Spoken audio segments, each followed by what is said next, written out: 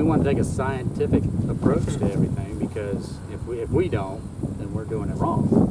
You know, we got to say, hey, well, if the people in the science say, well, how did you collect that evidence?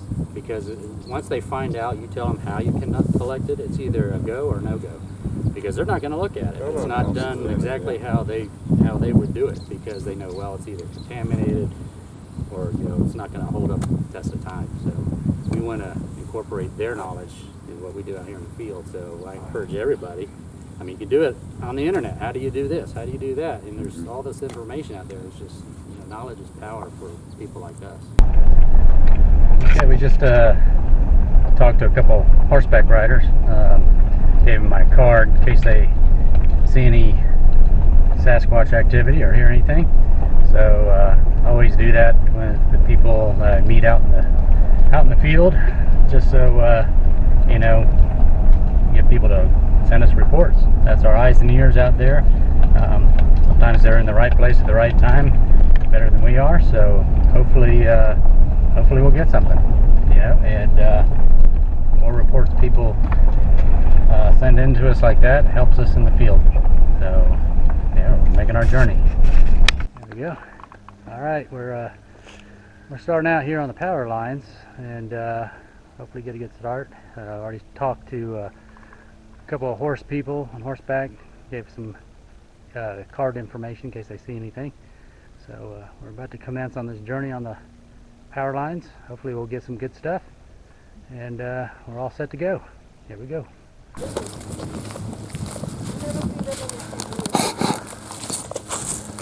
This is what being in the field is mostly about right here.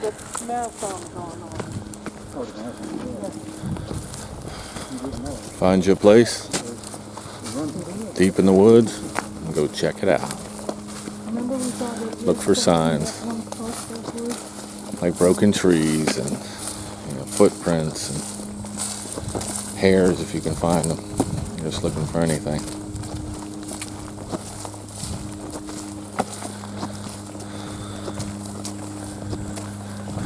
Collect the data,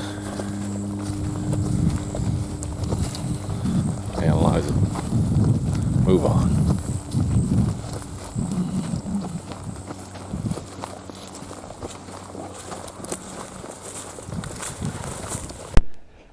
Which way we're going? Right? To your left.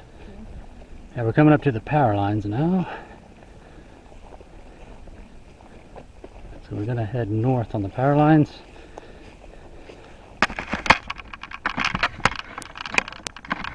And we're going to check for any kind of tracks, signs, anything these creatures crossing the power lines or walking down the power lines. And, yeah, the idea is that it's the easy way to go, right? Instead of walking through the woods, right, you yep. walk through the power lines. Yep. Easier walking. Yeah, they can definitely, I would, get there a lot quicker, a lot quieter too. But you're also close enough to, you know, dart off into the woods if you have to. Yeah. If people like us are walking down it. So hopefully we'll get a glimpse of one of these creatures doing that. Stay tuned.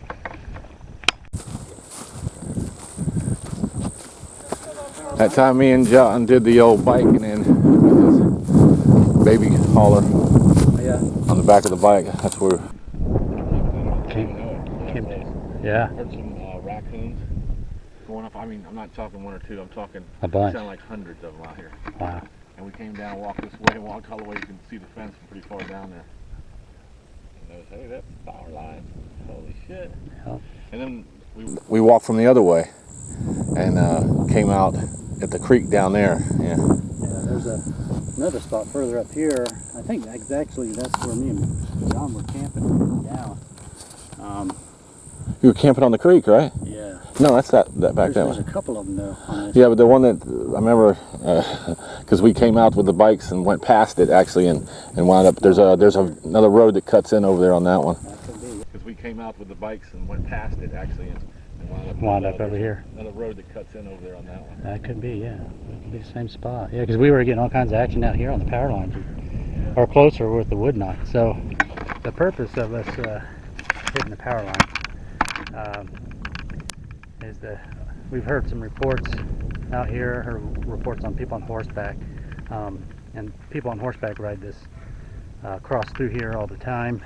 So there's a road that's adjacent to the power lines further on down, and actually there's a sighting that way where one was crossing over the road coming towards the power line. So as you can see, we're gonna check this out and check for sign during the day, and we may come back out here at night tonight, do the same thing. But you know, things can change from day to night, so we might get a little different experience during the day than we would at night. So we'll probably hit this again tonight when it gets dark. And again, the purpose is to, you know, look for signs during the day, and hopefully see one of these things crossing over or what have you. You know, we're here, we're in the thick of it. So here we go.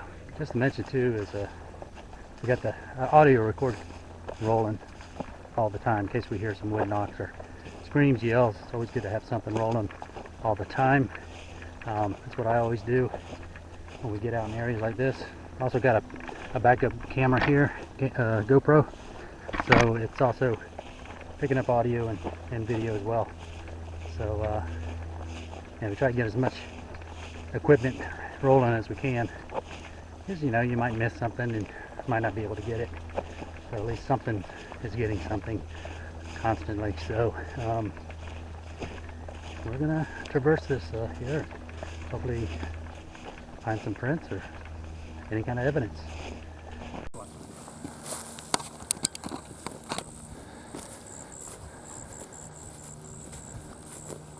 Hey, we're looking for some tracking signs, and looks pretty thick out here. Yeah, but it's not wet. It's not wet. Usually that's a good sign. Yeah. When it's not wet. No more trail? No more trail, huh? We'll have to check it out. Yeah, you might have to lead the way. You got the machete, right? Have to go off the beaten trail, huh?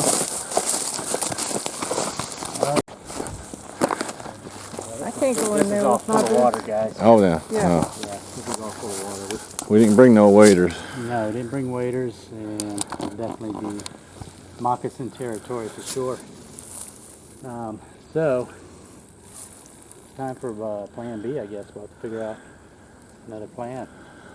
Yeah, that stretch is the whole Yeah, I guess that's the whole width of it. some spots probably up here. And you don't see, you know, the Guys. grass is not disturbed either, like something did walk through here. Yeah, it doesn't Not look even like any gators. Maybe some gators. Yeah, there's gators. Well, you'd see the mark, unless that's You what that would is right see. there. There's one here. I don't know if that's one. Let's see if there's a trail going over this way now. But it does not look like it. Looks like they both get to the extreme.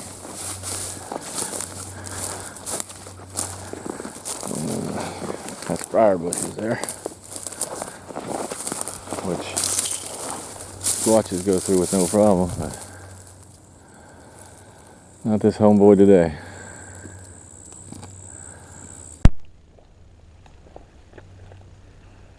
Yeah, it's a little dark figure out there. Yeah, and I don't know if you can see it. Doris pointed it out, but it doesn't look like it's moving. Could be anything. Could be a tree stump, but it's not moving. Too far away to call it a squatch, and you know, it could be pareidolia. You know, you don't want to say, yeah, it is a squatch. You know, we don't have squatch on the brain, so not everything out here is squatch on the brain. You know, so we got to rule that out.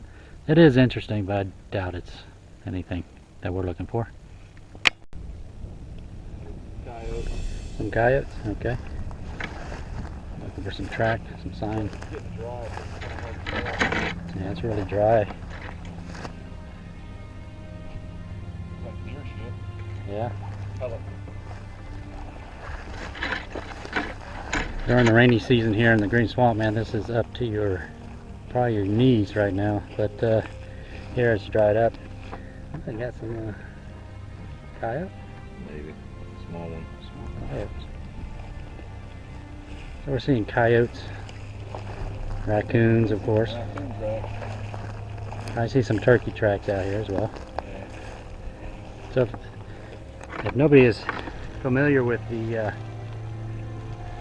terrain here in Florida and all the abundance of food that Florida has to offer for these Sasquatches, it's here. It's here. I mean, anyone can live off the land here in Florida and sustain themselves for quite a long time, if not forever. You know. Wire's been mashed. You see any hair? I'll go check out this barbed wire fence.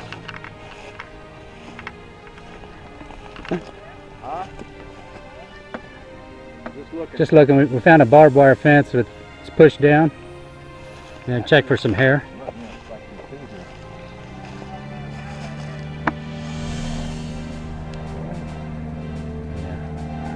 So we're looking here on this fence is either been pushed down or just fell apart. It's always good to check it out and make sure, see if there's any hair on it. Over there on the couch there. Yeah, this is a fire break right here, so a lot of times Florida will do fire trails here to, you know, if they're doing a control burn, which they may be getting ready to do here, they'll go ahead and cut in a fire trail. That way it just doesn't jump over to the property they don't want burnt. So looks like they may be getting ready for that. But that's also a good area for checking footprints. Good track. Yeah, trap is good. I mean, and usually what you can do, what I would do if we could, is on that side, probably right where that tree is right here, is maybe put a game camera up, because this looks like a little game trail cutting through here. Yep. Maybe some deer. So you never know what's going to cross a game trail, so this could be a good idea, a good place to put a game trail, a game camera. Unfortunately, we don't have the permit to go on that side of the property, but you know, these things you don't never know where they're going to be at, so they don't need permits to go anywhere. They can go just about anywhere they want.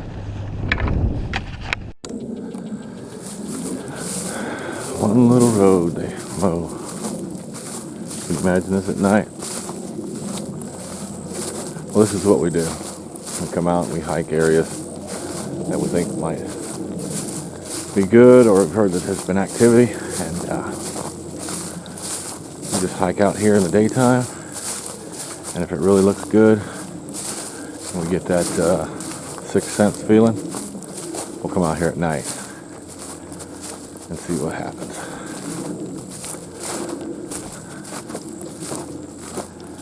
Yeah, it's been many a cold night somewhere we thought was going to be active, and all we all got was mosquito bit. And that's going to happen most of the time, but then there's those times when the strangeness starts to rise. Well, those are the times you live for. But you got to be out in the woods to have those experiences. You can't just sit at home on your computer.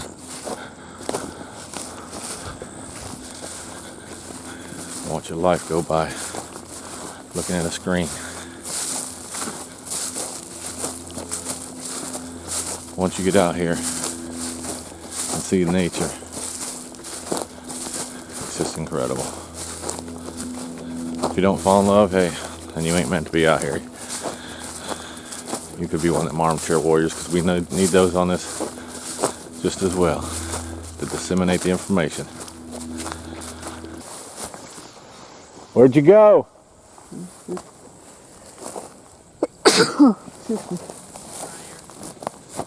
Okay, we got on the power line road. Okay, there you go.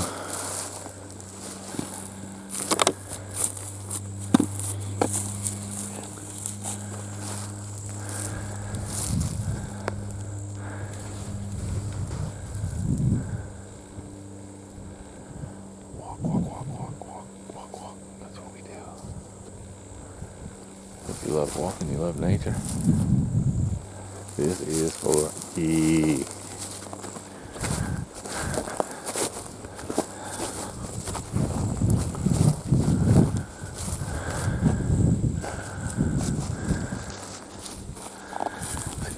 up there.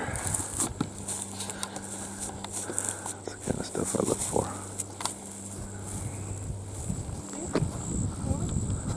Yep.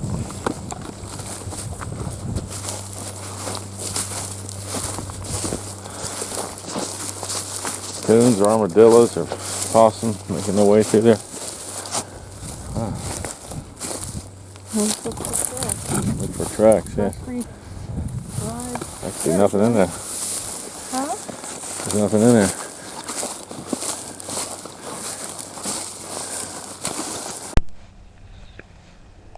I got a little imprint right here. I don't know if you can see it. Right about here. There's a little heel print, but could be possibly, but it's hard to tell. And this thick grass. Could be anything. It's pretty interesting though. As you can see, it's a little hard to pick out what kind of imprint it is. Could be a lot of things. There's two road right here. Could be anything. Could be vehicle tracks, tractor tracks. Some tractor tires have a way of leaving imprints in the ground that kind of looks like a footprint, but a lot of times it's a tractor. And this looks like they just freshly mowed it, so it could very well be tractor print. Those are some of the things you got to look for.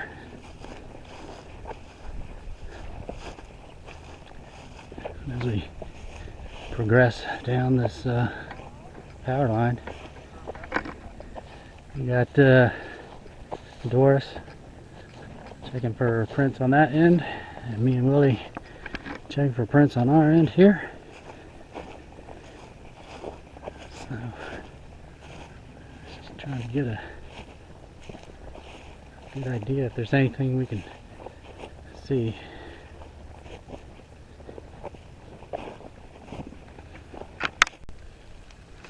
Don't go down, Willie. Alright, yeah. This looks like it's just overgrown with some vines that pulled it down. But as you can see, you want to keep an eye on oak trees like this, because this is a perfect example where sometimes Sasquatch will get up on these limbs like that. Been reports of them sleeping on limbs just like that and jumping down at unexpected people. So it's always good to look up, be aware of your surroundings all the time.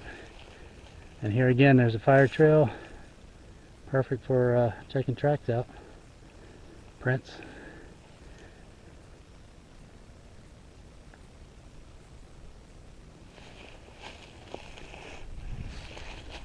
And these power lines are right here. Very good opportunity for them to cross over. Yeah, there's the Coal Creek camp grounds over that way. So there's dumpsters out there for trash, and it could be dumpster diving. Easy meal. So we'll press on.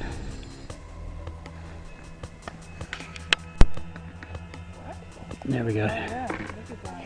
This is what I call cypress hammocks all up and through here. And there's going to be water. I think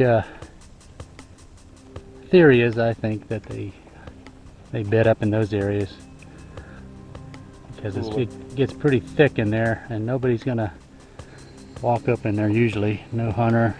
Seeing the tomatoes like that. Yeah.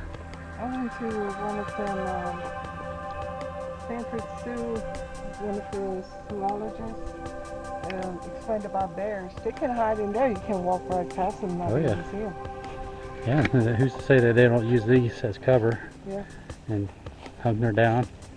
Willie and me drove one time in McNeil, and he had thermal on top of the roof, and I was looking at the screen, and right behind the pimentos there were a whole bunch of deers laying down. You didn't even know they were there. Oh yeah.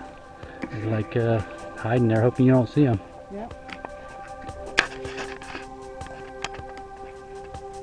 You can see how thick it is in there. Now, most people won't go in there, but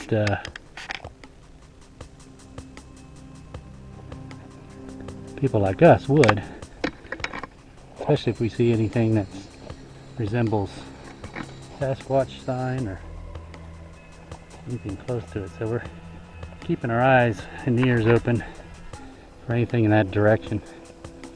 Because believe it or not, during hunting season, which we are in right now, I believe during the day they'll bed up in these areas, or a lot of times the hunters, if a deer runs into these areas after being shot, 9 times out of 10 they're not gonna go through this kind of stuff to get a deer, because the further you get back in there, the thicker it gets, and you have to drag a deer out of all that.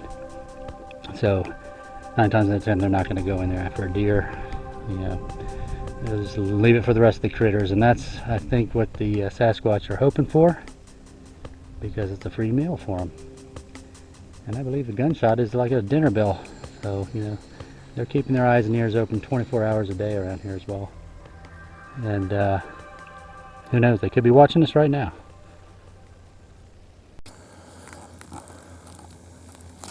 Some down palmetto bush here, trying to come back to life.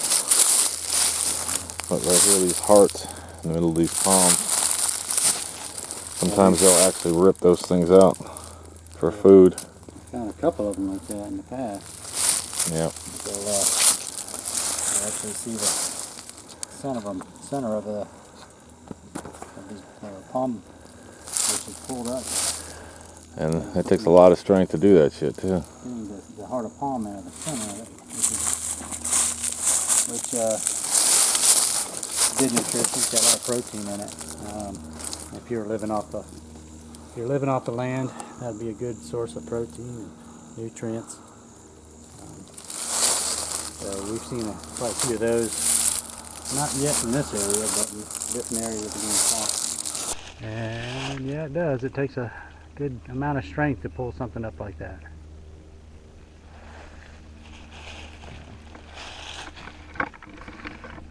Just checking out this, as you can tell, it's like this area was had a control burn. I'm guessing a couple of years back, maybe or more. You're seeing burn marks on the tree. The reason why they do that is to get new growth growing in the area and burn down the old stuff. Makes the nutrients of the ground nice and good for everything, animals. So deer love it, and Sasquatch love the deer. I got involved in this back when I was 7 years old, and saw the Patterson Gimlin film for the first time as a kid. And I always thought that was intriguing. Thought, you know, it'd be cool to know if something really did exist out there. And back then, me and my brother were usually running in the woods, building forts, exploring all day, you know. So it really intrigued me to think that something like that could exist. So, and that's kind of what got me into it. As I got older, I started getting into it more and more. And so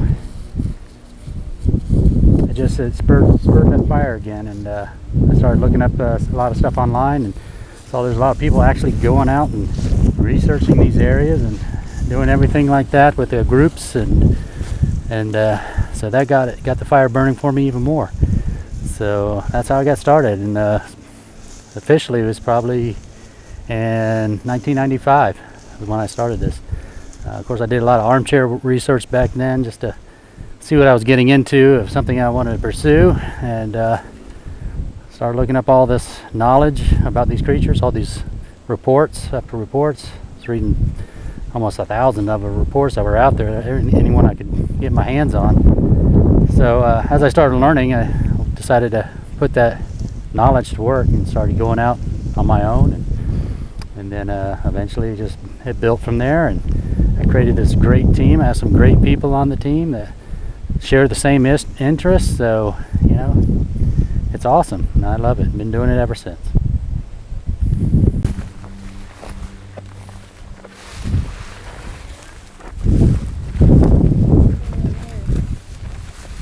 Absolutely. Yeah. Coming across, yeah.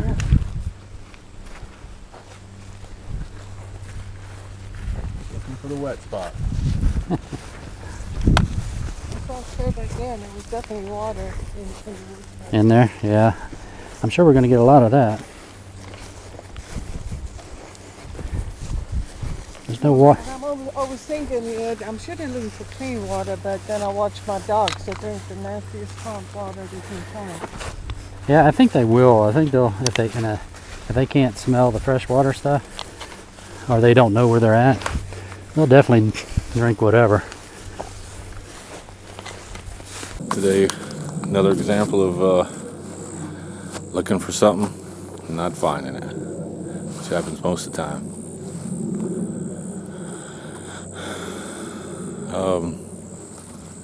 I got started with this stuff a long time ago, sitting in front of the TV watching In Search Of, and saw the Patterson film, and it didn't stop me from going in the woods. I lived out there where I grew up, lived in the woods. Had strangeness happen back then, but you know, you don't think about it. But I started seriously going to the field around 06. Yeah, I took one of them BFRO expeditions. Just wanted to see what it was like. And from then on, I've been doing it on my own. Joined the group, ISRT, a couple years into it. Awesome group, guys. No drama. My wife's been doing it with me. Yep. She loves the outdoors too. I taught her how. It's either that or stay home. But through the years doing this stuff, you know, when you have stuff happen, and it's hard, just totally hard to explain away, or no way to explain it away. That's the days that keep you going on this. Out of the 100 times you do it, you might get 2 or 3 hits. It's all a numbers game. But you just got to get out in the woods. You got to love the outdoors. Yeah. And open your mind a little too. You have to open your mind a little too. Okay? How'd you get started? Well, it's interesting because, I grew up in concrete jungle and met Willie, got married, came over here and got a little dog and started hiking the woods. And Willie being Willie, we never walked the trails. We said, oh, let's go that way into the woods and see what's there. And we have experienced so much interesting stuff in the woods.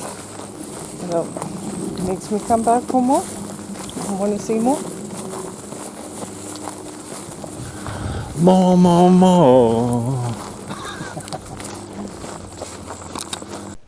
You know, with all the evidence that's out there, all the hair, the blood samples, the footprints, tree structures, the bedding areas,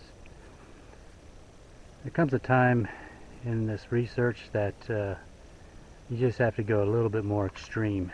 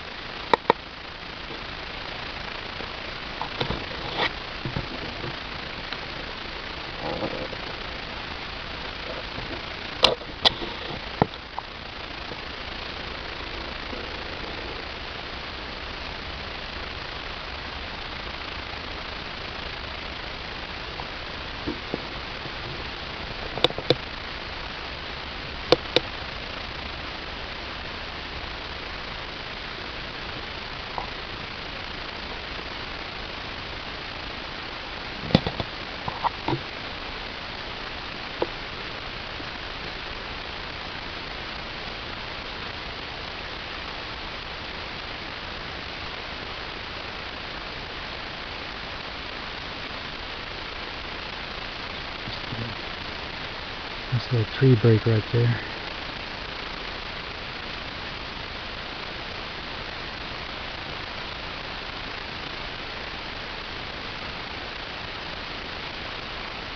My mind.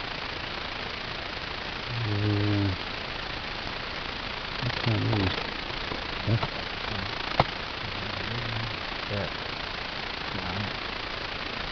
You can read? No, I see that. Oh, yeah. Yeah. It lightened up pretty good. Yeah. It's right in between those trees. Yeah.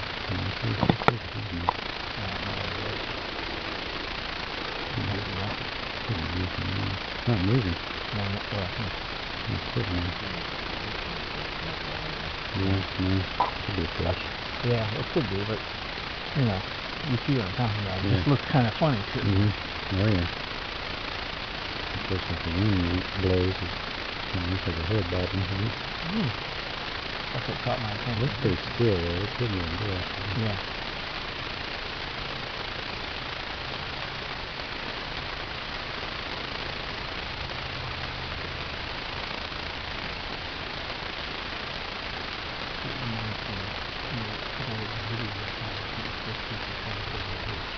Oh yeah. Whoop. And those are the one.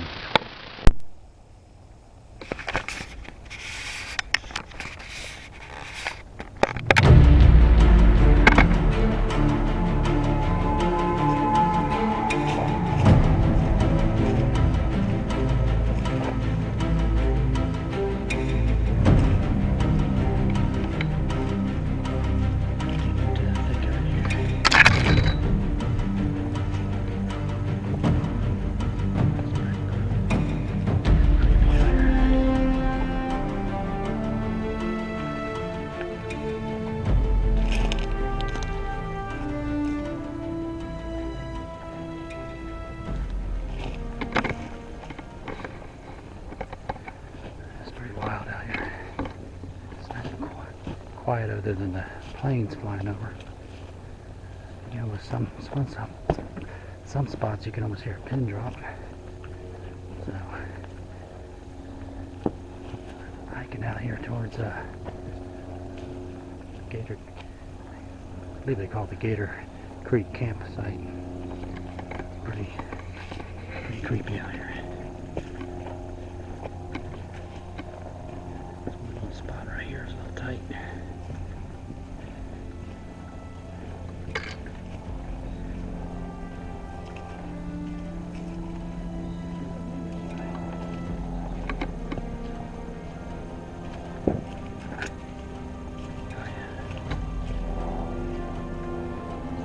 Trails that you walk down at night and Sasquatch will just grab hold of you and rip you into the woods.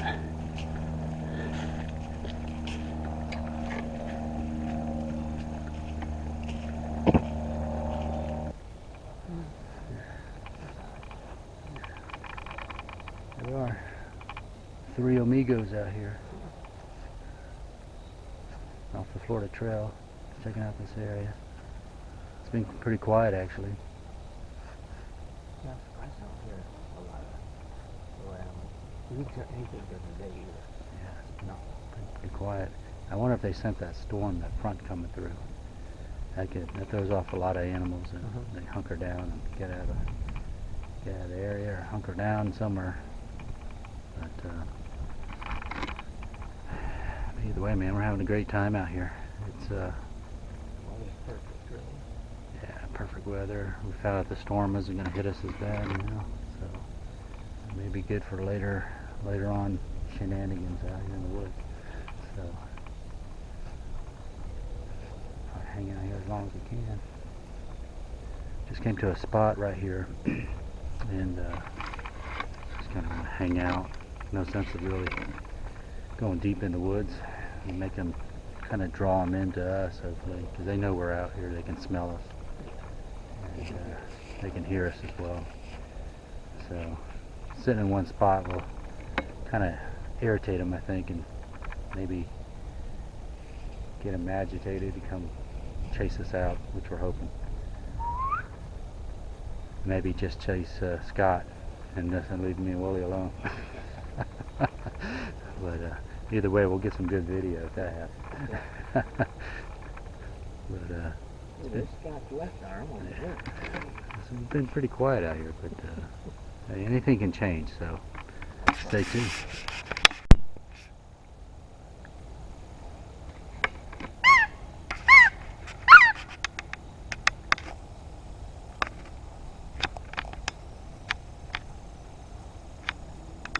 Dog park.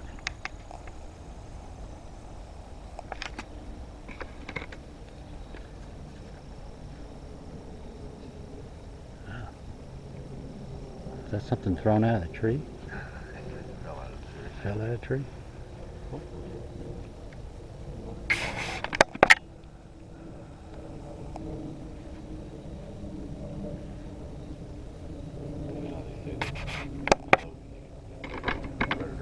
Yeah.